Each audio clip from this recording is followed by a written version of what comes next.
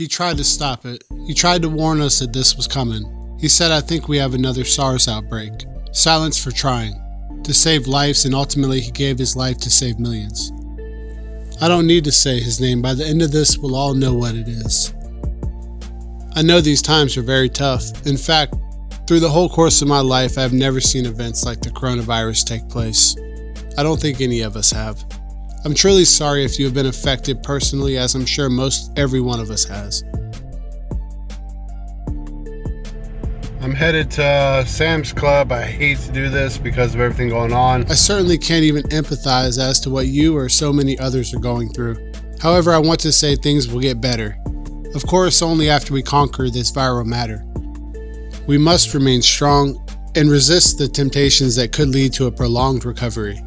I'm not specializing in the field of medicine. It is a whole different animal that I'm used to. Really excited. It's been so long since I've seen a gopher tortoise on my property.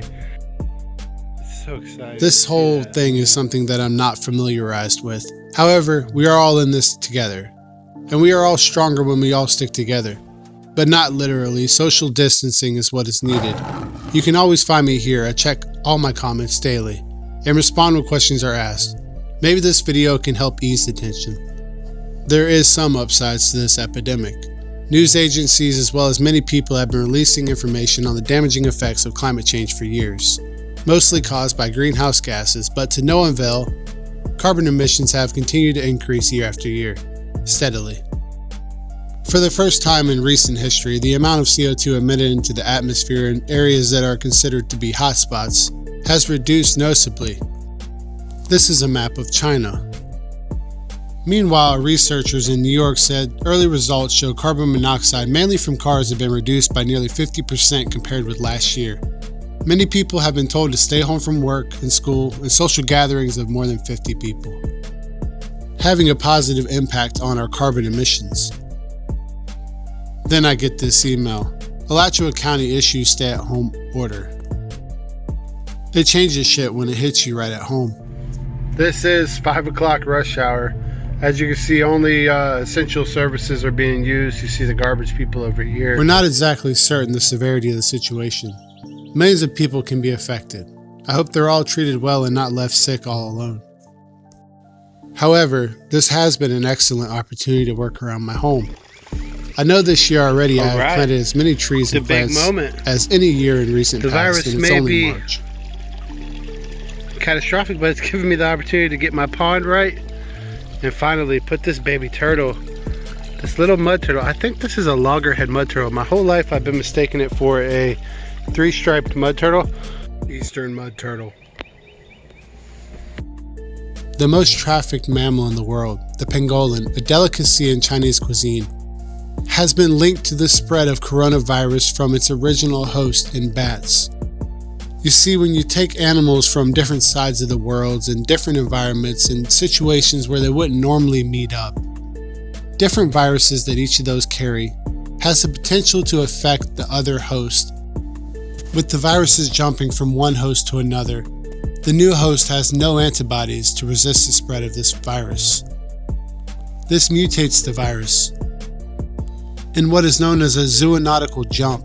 It can leave from host A to host B to eventually us, host C, the humans. It sucks that it takes a serious pandemic to open up the eyes of people to realize that keeping different species of animals from different parts of the world in cages is not right.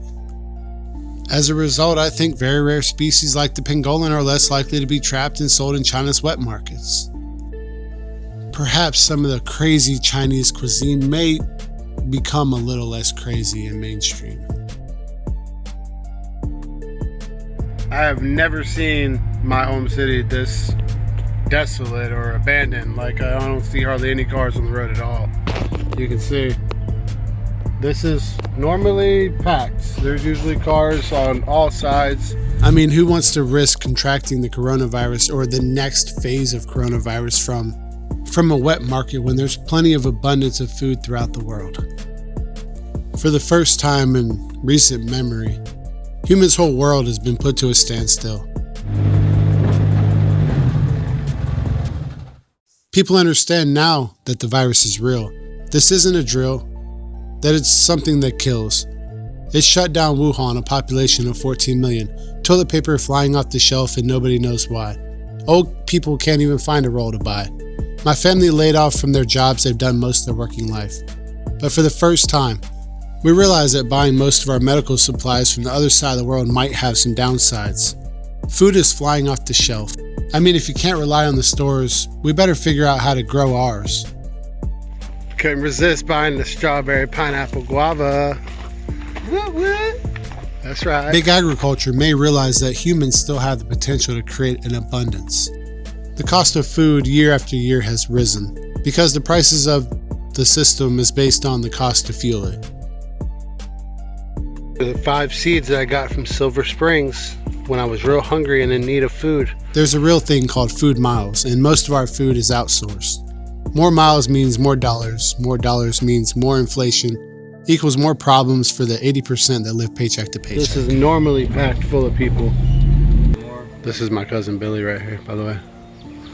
Look at that, look at them bananas up there. I'm waiting for my dwarf cabbage to flower. I need to clean everything up. It looks horrible right now. I'm your host, Alex, the Florida Wildlife Guy.